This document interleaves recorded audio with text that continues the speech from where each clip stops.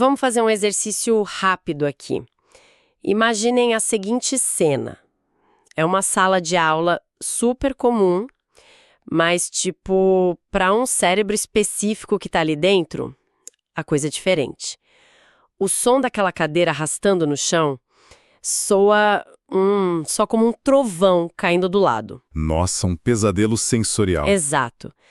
E aí tem aquele zumbido da lâmpada fluorescente no teto que parece uma sirene de alarme tocando sem parar.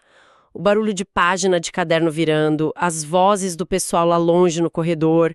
Assim, tudo isso se junta numa parede de ruído caótico. No volume máximo, sabe? Sim, é uma carga de informação que simplesmente paralisa a pessoa. É paralisante. Mas aí pensem que no meio desse caos todo, desse barulho absurdo, surge do nada a batida de um tambor. Um ritmo que é simples, constante, totalmente previsível. E de repente é como se fosse mágica, né? Aquele cérebro que estava à beira de um colapso encontra uma âncora. O zumbido da lâmpada parece que some. Isso, a ansiedade cai, a respiração finalmente acalma. E, bom, a nossa missão hoje é justamente entender como que essa mágica acontece de verdade. E o mais legal é entender que não tem nada de mágica nisso, na verdade. É pura neurobiologia sendo aplicada com muita intencionalidade. Com certeza, nós estamos falando de olhar para a música não só como entretenimento ou uma arte pura, sabe? Mas sim como uma ferramenta de acessibilidade estrutural. Uma ferramenta que é capaz de alterar fisicamente as conexões do nosso cérebro. Gente, isso é fascinante.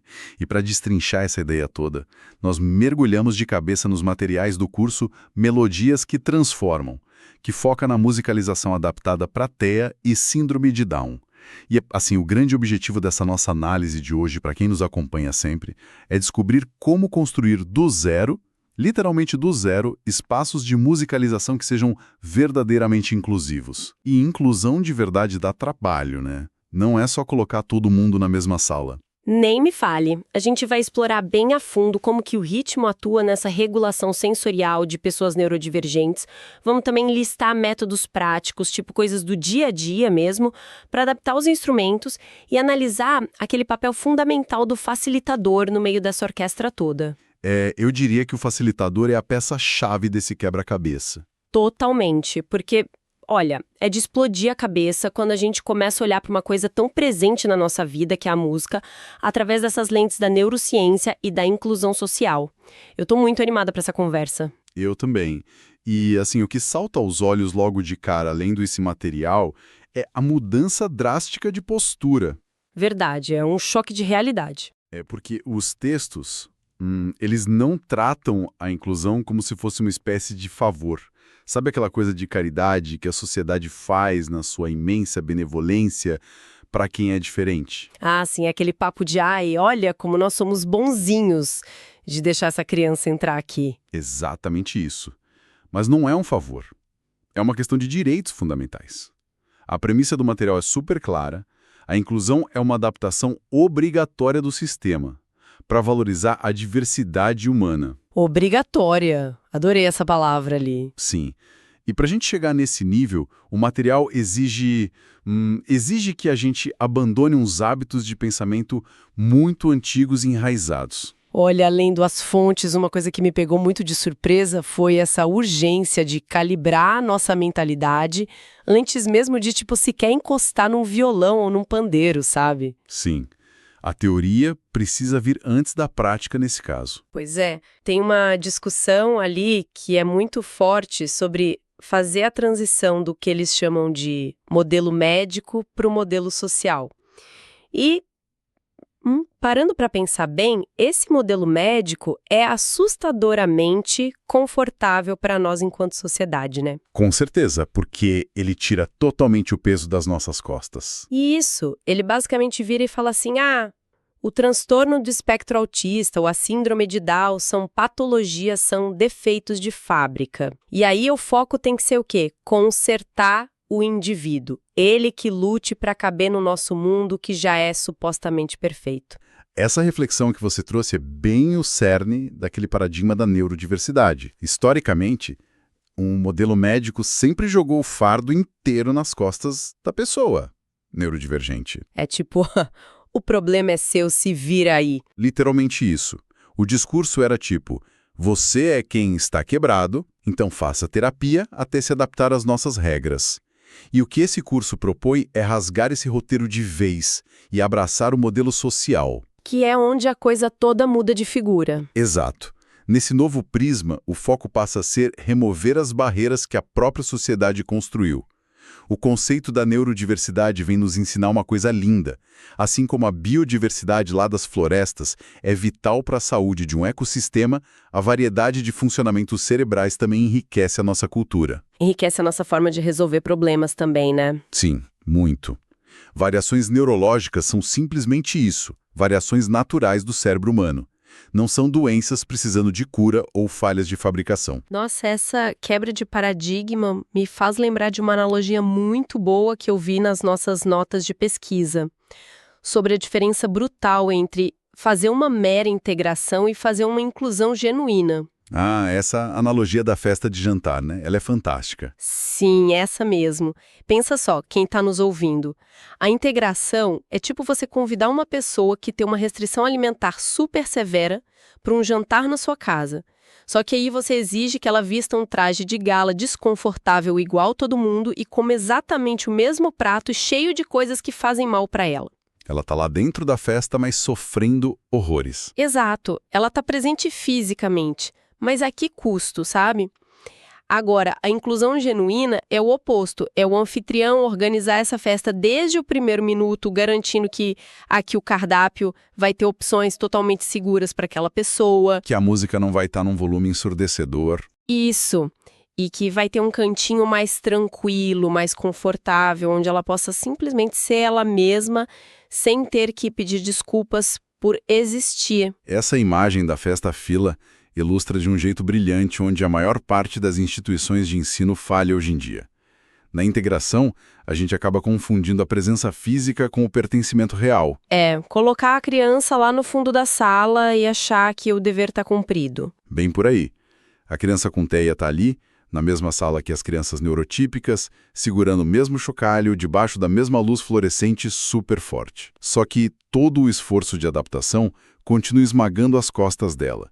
E aí, se ela tiver uma crise sensorial, o que o sistema diz? Ah, o sistema logo aponta o dedo e diz, nossa, vejam só, ela não consegue acompanhar a turma. Exatamente. A culpa volta para ela. Mas, na verdade, quem não conseguiu acompanhar as necessidades dela foi o próprio sistema. E isso gera uma provocação muito incômoda para a gente. Bastante incômoda. Porque se a gente for olhar para as escolas atuais, essas que adoram hastear a bandeira da inclusão nas propagandas de matrícula, tipo, na grande maioria das vezes o que a gente está vendo ali é só essa integração disfarçada, sabe? É um marketing da inclusão, não a prática. Perfeito. Colocar uma carteira a mais no fundo da sala e bater palmas achando que o trabalho foi feito é uma ilusão. É ignorar que a estrutura do ambiente continua sendo extremamente hostil para aquele cérebro. E é justamente contra essa hostilidade invisível que a musicalização adaptada luta de frente. A verdadeira inclusão significa redesenhar toda a experiência. Não se trata de forçar um aluno com síndrome de Down a tocar flauta no tempo cravado de um metrônomo rígido só para agradar os pais na festinha de fim de ano. Nossa, sim, isso é tão comum, infelizmente. Demais. A verdadeira inclusão trata de usar o som para que esse aluno possa se expressar, se desenvolver na parte motora e se regular emocionalmente, mas operando nos termos dele, entende? Nos próprios termos. Isso é muito poderoso. E tem mais. A escolha da música, como essa grande ferramenta de inclusão estrutural, não é uma coisa poética ou romântica. É uma decisão puramente neurobiológica. É, isso me chamou muito a atenção. Porque se a ideia é redesenhar aquela festa de jantar que eu falei e adaptar o sistema, a gente precisa entender o porquê de a música ser o prato principal desse cardápio adaptado. Exato. Tipo, o que exatamente acontece lá dentro, biologicamente falando, no cérebro de uma pessoa neurodivergente quando ela é exposta a uma atividade musical bem estruturada. Aí é que entra a magia da ciência. A neurociência nos dá uma resposta fascinante que atende pelo nome de ativação multissensorial. Ativação multissensorial. Tá, traduz isso pra gente. Traduzindo, a maioria das coisas que a gente faz recruta só áreas bem isoladas do cérebro. Tipo, a leitura foca numa área lá, o cálculo matemático vai focar em outra. Mas a música é diferente. Ela é como uma tempestade elétrica positiva na cabeça. Como assim tempestade elétrica? Acende tudo? Quase isso. O ato de ouvir e produzir música aciona várias coisas ao mesmo tempo. Primeiro, o córtex auditivo, que vai processar as frequências e os tons. Simultaneamente, liga o córtex motor. Que é aquela vontade que dá de bater o pé ou balançar a cabeça quando toca um som bom, né? Isso mesmo, o engajamento físico com o ritmo. E, de forma crucial, aciona também o sistema límbico. E o sistema límbico, para quem não lembra das aulas de biologia, é a grande central das nossas emoções e memórias. Ou seja, é um recrutamento em massa lá dentro. O cérebro inteiro entra num estado de alerta e engajamento absurdo. Sim, e essa ativação maciça e simultânea é basicamente o terreno mais fértil que existe para a neuroplasticidade. A capacidade do cérebro de criar novos caminhos. Exatamente. Ao forçar essas áreas tão diferentes a conversarem umas com as outras em tempo real, a prática musical cria essas novas rotas neurais e fortalece as que já existem. Mas para os alunos com TEA ou síndrome de Down, o verdadeiro superpoder da música mora num mecanismo bem específico, a sincronização neural. Isso eu achei incrível nas fontes. E pensando nessa sincronização e naquela questão da sobrecarga sensorial que a gente comentou logo no início, me veio muito forte a imagem de uma orquestra mesmo. Como assim? Imagina que quando um cérebro neurodivergente entra numa crise, seja por excesso de estímulo visual, som alto, cheiro forte, é como se ele fosse uma orquestra gigantesca, onde cada músico simplesmente enlouqueceu. Cada um tocando uma música diferente. Isso, os violinos estão tocando rápido demais, a galera dos metais está num volume de estourar os tímpanos e os tambores estão totalmente fora de tempo. É uma desordem, assim, agoniante. Um caos sonário interno. Exato. E o que o ritmo musical faz aí, ele atua como se fosse um maestro super experiente. Esse maestro abre a porta da sala de ensaio caótica, entra, bate aquela batuta com firmeza na estante de partituras e faz um som seco. Tac, tac, tac. E aí todo mundo presta atenção. Instantaneamente.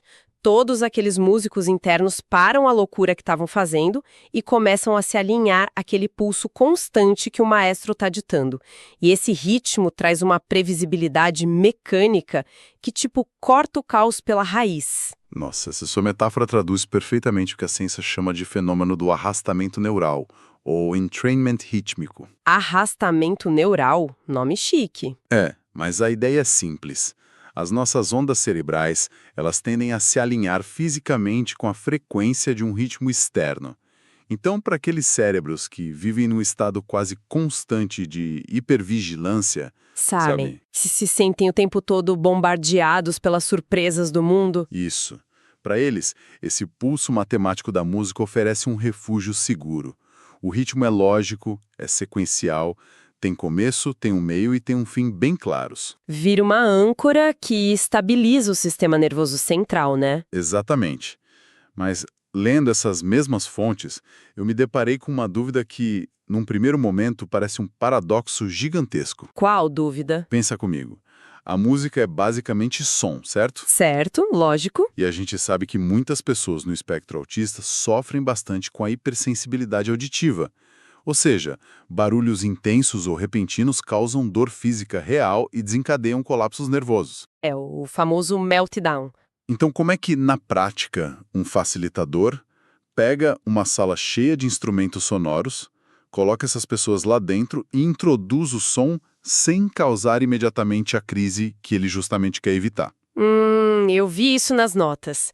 E essa é a parte que separa aquele facilitador amador, que só quer fazer barulho, do facilitador verdadeiramente inclusivo. E o grande segredo para desvendar esse paradoxo, ele está numa palavrinha muito poderosa: agência. Agência? De ter controle sobre a ação? Exatamente. Pensem na diferença absurda que existe entre você estar andando na rua e do nada ouvir a buzina de um caminhão gigante do seu lado, comparado a você pegar as próprias mãos e bater num tambor com força. A sensação é completamente diferente. A buzina é um susto. É uma invasão, né? A buzina é externa, é super imprevisível e, o pior de tudo, tá totalmente fora do seu controle. E aí o seu cérebro, num piscar de olhos, interpreta isso como uma ameaça iminente de morte. Claro, o instinto básico de sobrevivência entra em ação na hora. O cérebro grita: de onde veio esse barulho absurdo? O que vai acontecer agora comigo? É desesperador, mas a mágica acontece quando o próprio aluno segura a baqueta e bate no tambor. Aí o cenário neurológico muda da água para o vinho. Porque ele teve a intenção de fazer o som. Isso. O córtex motor dele enviou o sinal elétrico lá para a mão se mover. O cérebro já está antecipando o som antes mesmo da baqueta encostar no couro do tambor. Então não tem susto? Zero susto. Existe uma previsibilidade total da causa e do efeito. O som deixa de ser uma agressão hostil e passa a ser tipo uma extensão do próprio corpo e da vontade daquele indivíduo. É a devolução do controle para alguém que raramente sente que tem controle sobre o mundo. Nossa, faz todo sentido quando a gente pensa em como estruturar isso na vida real. Porque se o cérebro anseia por essa estrutura previsível para conseguir relaxar e se acalmar, como é que a gente constrói isso fisicamente, né? Numa sala de aula ou na clínica de terapia? E o material fala muito sobre isso. Ele sugere que o ambiente é o primeiríssimo instrumento que precisa ser afinado, muito antes de você tirar o violão da capa ou ligar o teclado. Sem dúvida. A avaliação desse ambiente é um passo inegociável. A gente não pode cobrar que o aluno se regule e fique tranquilo se a própria sala está trabalhando ativamente contra o sistema nervoso dele. Não tem como, é uma batalha perdida antes de começar. Exato. E para resolver isso, a gente precisa criar um plano de ensino individualizado, o famoso PEI. E não importa o quão informal seja esse plano, o importante é mapear o perfil sensorial daquela pessoa específica. Dá uns exemplos práticos disso para quem está ouvindo. Claro. Por exemplo, se a gente descobre que o aluno tem hipersensibilidade visual, aquelas lâmpadas fluorescentes antigas, que ficam piscando de um jeito quase imperceptível, precisam sumir. Tem que ser desligadas ou trocadas. Porque para eles aquele pisca-pisca é como um estrobo de balada. É enlouquecedor. Outra coisa é se a acústica daquela sala gera um eco muito estridente. Sabe aquelas salas vazias com piso frio? Sei, que qualquer tosse parece um trovão. Pois é. O facilitador precisa adaptar colocando umas cortinas bem pesadas ou espalhando uns tapetes no chão para absorver essas frequências agudas e deixar o som mais aveludado. Ou seja, é literalmente organizar aquela festa de jantar inclusiva que eu comentei antes, ajeitar o espaço todo. É o trabalho de base. E eu vi também que eles adicionam muitos elementos visuais na sala, né? Tipo uns cartões com um desenho simples indicando qual vai ser a rotina do dia, aquela coisa, agora é a hora do tambor, depois é a hora de guardar os instrumentos na caixa, depois nós vamos cantar uma música. Esses cartões são vitais, porque tudo isso tira da frente aquela ansiedade terrível do que será que vai acontecer no próximo minuto. A previsibilidade no tempo e no espaço é construir um porto seguro ali dentro.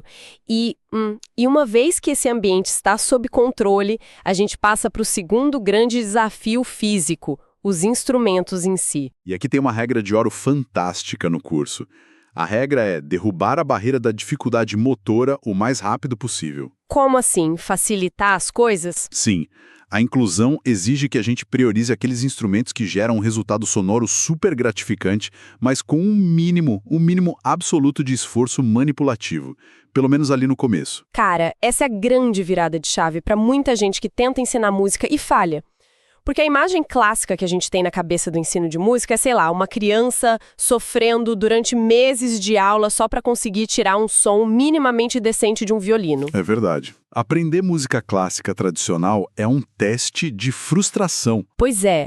Aí você pega e coloca um instrumento de corda que exige uma coordenação motora fina absurda e joga na mão de uma criança com síndrome de Down, que muitas vezes já lida com hipotonia muscular, com a musculatura mais flácida, sabe? Exato. O tônus muscular é diferente. E fazer isso não é educar a criança, é só gerar frustração e choro imediato. O material mostra de forma muito clara como aquela percussão bem levinha, os chocalhos de fácil preensão, uns tambores de mão maiores, esses são os melhores portões de entrada, porque a resposta auditiva e vibratória é instantânea. Bateu, tocou... E não para por aí. O campo de possibilidades simplesmente explode quando o material introduz o conceito de tecnologia adaptativa. Ah, os sensores eletrônicos, né? Achei isso o máximo. É tecnologia de ponta para inclusão. Hoje a gente tem acesso a sensores de movimento e pads de toque de baixa pressão. Tipo aqueles tapetes musicais? Parecido, mas muito mais sensível.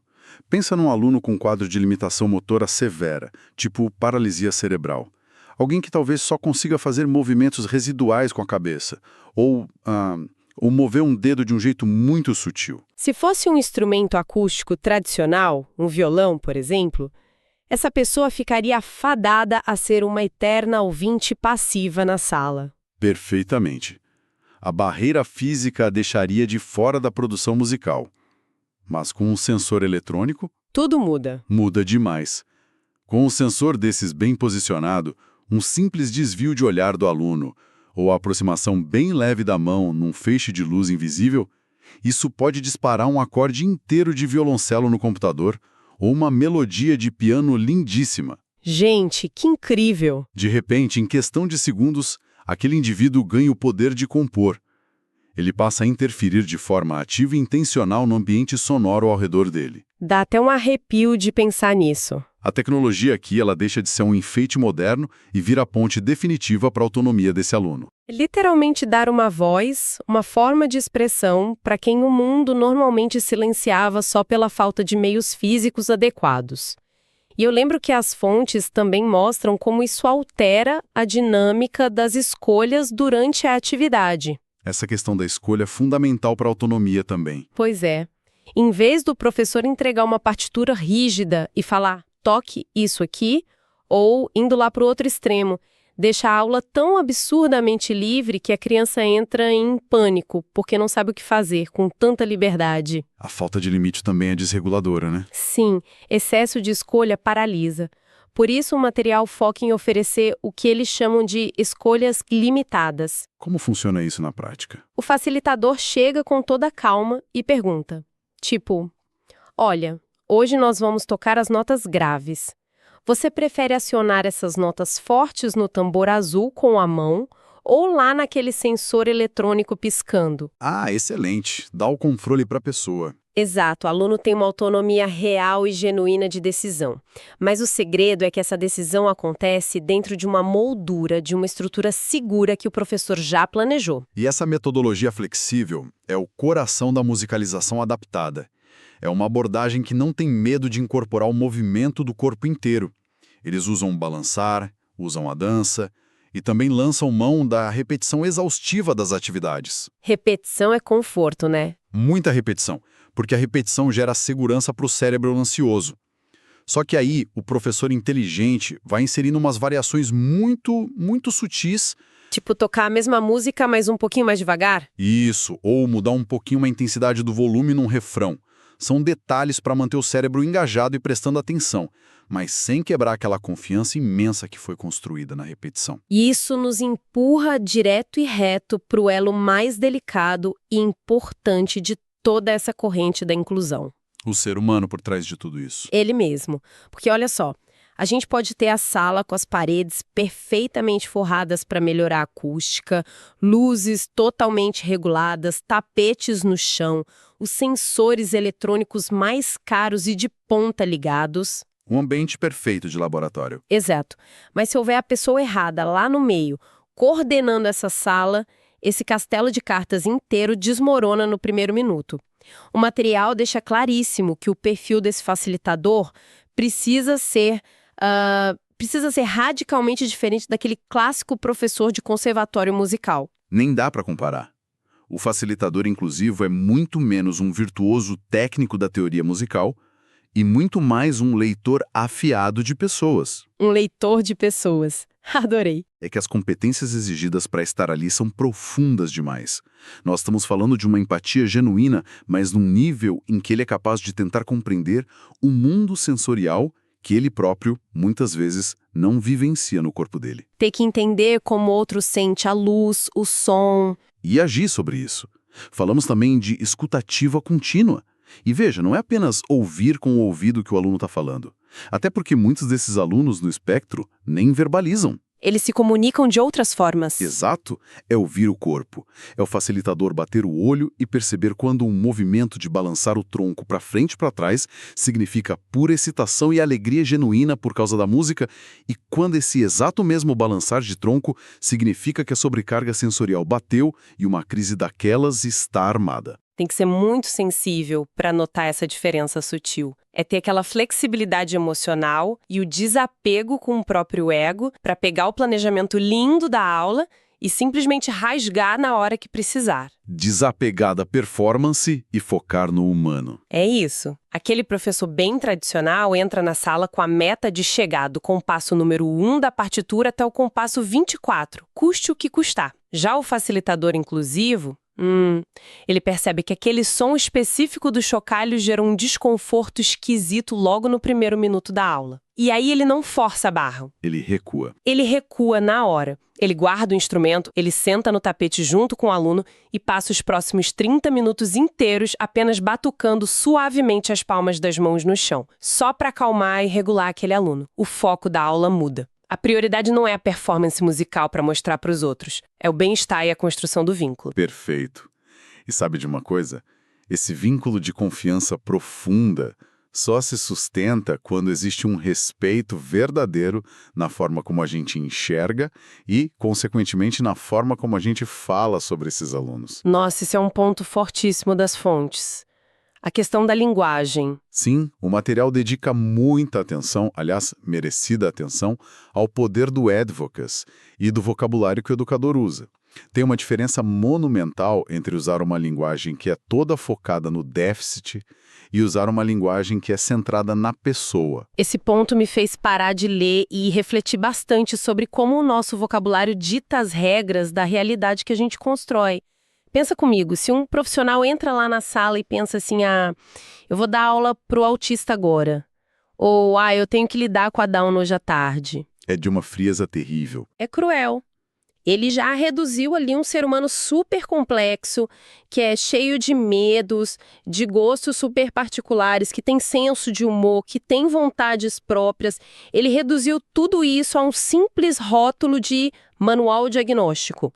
A condição médica acabou engolindo toda a identidade da criança. Ela virou a condição. E isso molda o que o professor espera dela. Com certeza. Agora, quando a gente se policia um pouco e faz o esforço de usar, por exemplo, pessoa com autismo ou criança com síndrome de Down, a própria estrutura sintática ali da frase obriga o cérebro desse facilitador a lembrar de uma coisa básica, né? Estou lidando com uma pessoa primeiro. E isso, estou diante de uma pessoa primeiro. A condição neurológica ou genética que ela tem é apenas uma das 18 ou 25 características diferentes que formam aquele indivíduo. E isso muda tudo. Muda o jogo. E olha, essa alteração no jeito de falar não é só um mero policiamento gramatical chato. É uma verdadeira mudança de postura moral do profissional. Uma questão de dignidade. Quando você elimina do seu vocabulário aqueles termos pejorativos ou aqueles fatalistas e redutores do tipo, o deficiente, o anormal, coitadinho, você acaba treinando os seus próprios olhos para buscar as potencialidades e as habilidades daquela criança. Ao invés de passar a aula inteira tentando consertar as limitações dela. Exato. O facilitador que compreende essa virada de chave se torna, na verdade, um tradutor de mundos. É a melhor definição. Tradutor de mundos, lindo isso. Ele pega todo o conhecimento musical, técnico dele, as partituras, os ritmos, e usa tudo isso como tijolos. Tijolos para construir pontes bem sólidas entre esse mundo interno tão particular e único daquele aluno, neurodivergente, e a sociedade aqui fora.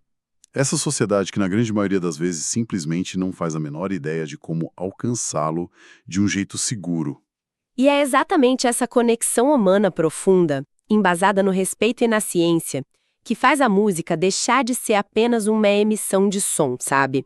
Ela vira terapia pesada, vira desenvolvimento motor e vira regulação de humor das mais eficientes. É o poder da música levado às últimas consequências. Então, para a gente dar uma sintetizada boa nessa nossa exploração maravilhosa de hoje, o grande ouro que a gente leva dos materiais desse curso, Melodias que Transformam, é ter a clareza de que a musicalização adaptada não é definitivamente sobre formar pequenos Mozart ou Beethoven. Não é sobre formar os próximos virtuosos da música. Não mesmo. É sobre garantir o direito fundamental que toda pessoa tem de existir e de conseguir se expressar num ambiente que vira para ela e diz assim, olha, nós mudamos as coisas por você. E que criar esse espaço de aceitação e mudança exige atitudes práticas. Exige muito. Exige abandonar de vez aquela velha e confortável integração disfarçada nas escolas. Exige uma empatia absurda para o professor conseguir ler todos os sinais não verbais ali na hora. E exige também ter inteligência e o bom senso de adaptar os instrumentos de verdade. Seja tirando o violino difícil e colocando o tamborzinho de mão, ou apostando na tecnologia dos sensores eletrônicos. Isso. E, acima de tudo, exige uma revisão diária, implacável das nossas atitudes internas e daquelas palavras que a gente escolhe usar no dia a dia. No fundo é compreender que o ritmo e o som, quando são oferecidos num contexto de previsibilidade, de controle, eles fazem muito mais do que só divertir uma turma. Muito mais. Eles fornecem aquela estrutura neurológica firme que muitos desses alunos buscam exaustivamente, sabe? Só para conseguir habitar o próprio corpo com um pouco de paz no meio de um mundo caótico. E, por falar em paz em mundo caótico, a gente não poderia encerrar o bate-papo de hoje sem deixar uma reflexão daquelas. Uma reflexão que vai, inclusive, um pouco além das páginas dos materiais que a gente leu hoje. Opa, adoro provocar. Manda pulga atrás da orelha. É uma pulga gigantesca para quem está com a gente agora. Pensem comigo. Se hoje, ao longo de toda essa nossa conversa gostosa, ficou muito claro, aliás, ficou provado pela própria neurociência, que um ritmo estruturado, previsível, com começo, meio e fim controlados, tem um poder quase colossal de estabilizar o sistema nervoso central de uma pessoa, de arrastar as ondas cerebrais, regular o cérebro e derrubar aqueles níveis absurdos de ansiedade. Isso. Se a estrutura faz isso, talvez a gente devesse todo mundo parar um segundo agora, olhar pela janela e avaliar com calma o cenário oposto em que a gente vive hoje em dia. O que cenário? O do ruído crônico. Sim, eu fico me perguntando o que todo esse ruído completamente desestruturado, super hiperestimulante e caótico da nossa vida moderna contemporânea. O trânsito bizarro das cidades grandes. O trânsito. Aquelas dezenas de notificações de aplicativos pipocando a cada 2 segundos na tela do nosso celular, um monte de telas de TV e computador brilhando com cores fortes ao mesmo tempo na nossa cara. O que será que todo esse caos constante e super imprevisível não está fazendo?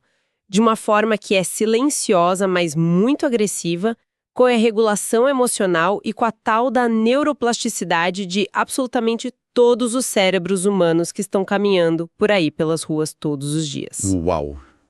É um pensamento bem assustador, na verdade. Porque a gente está submerso nisso. Nós estamos mergulhados. Se o ritmo, que é estruturado e seguro, tem o poder de curar e de regular a mente, o que será de verdade que o nosso ruído constante, aquele barulho de fundo da vida urbana, está nos causando e nos tirando sem a gente nem perceber, né? Fica aí o questionamento para tirar o sono de todo mundo hoje. Frente. Nós agradecemos imensamente a todo mundo que mergulhou com a gente de cabeça nessas ideias brilhantes hoje. Façam um favor a si mesmos e comecem a perceber a trilha sonora e os ruídos ao redor de vocês hoje. Sejam os maestros dos seus próprios ambientes, sempre que possível. É isso aí. Nós nos vemos no nosso próximo encontro para explorar mais um universo fascinante juntos. Um grande abraço para todo mundo. Valeu, pessoal. Até a próxima.